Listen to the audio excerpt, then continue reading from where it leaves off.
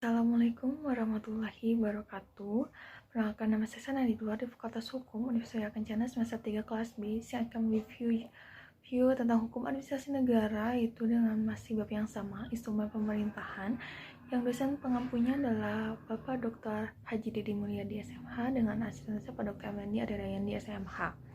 Norma hukum dapat dibedakan dari daya lakunya menjadi dua, di antaranya yang pertama, norma hukum yang berlaku terus-menerus atau dorhaptik, dan norma hukum yang berlakunya tidak dibatasi oleh waktu, jadi dapat berlaku kapan saja secara terus-menerus sampai peraturan itu dicabut atau terganti dengan peraturan yang baru.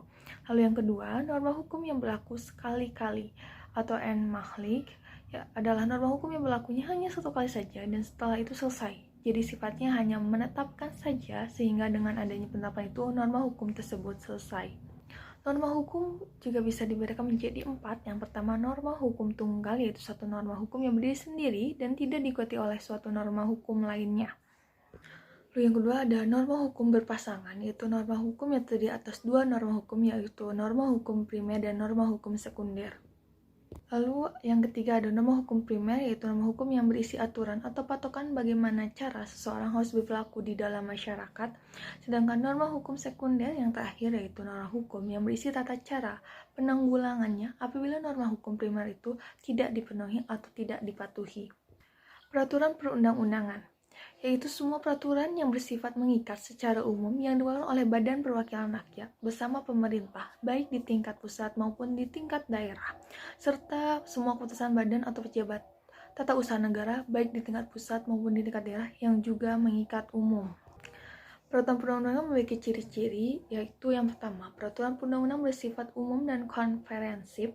Yang kedua, peraturan perundang-undangan bersifat universal. Ia dapat diciptakan untuk menghadapi peristiwa-peristiwa yang akan datang yang belum jelas bentuk konkretnya. Lalu yang ketiga, ia memiliki kekuatan untuk mengoreksi dan memperbaiki dirinya sendiri. Pencantuman klausul yang memuat kemungkinan dilakukannya peninjauan kembali. Berdasarkan kualifikasi norma hukum, peraturan perundang-undangan itu bersifat umum abstrak yang dicirikan oleh unsur-unsur. Yang pertama, waktu, tidak hanya berlaku pada saat tertentu. Yang kedua, tempat, tidak hanya berlaku pada tempat tertentu. Yang ketiga, orang, tidak hanya berlaku bagi orang tertentu.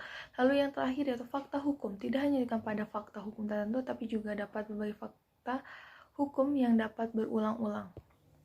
Dalam negara kesejahteraan atau welfare state, tugas pemerintah diantaranya yang pertama melaksanakan undang-undang yang telah dibuat oleh DPR, yang kedua menyalurkan kepentingan umum stewardship atau kesejahteraan sosial, yang ketiga turut campur tangan dalam kehidupan masyarakat dalam batas-batas yang diperkenankan oleh hukum, lalu yang keempat membuat dan menggunakan peraturan perundang-undangan.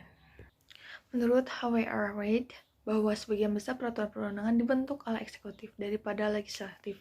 Salah satu alasannya yaitu organ legislatif tidak memiliki instrumen pelaksana, waktu, dan sumber daya yang memadai untuk merumuskan secara detail berbagai hal yang berkenaan dengan undang-undang sehingga diserahkan kepada eksekutif.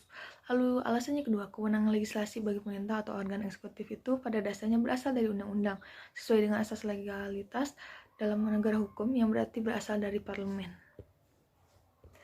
Dalam keputusan Han, terdapat istilah langkah mundur pembuat undang-undang. Maksudnya, sikap mundur ini diambil dalam upaya mengaplikasikan norma Han yang bersifat umum abstrak terhadap peristiwa konkret dan individual.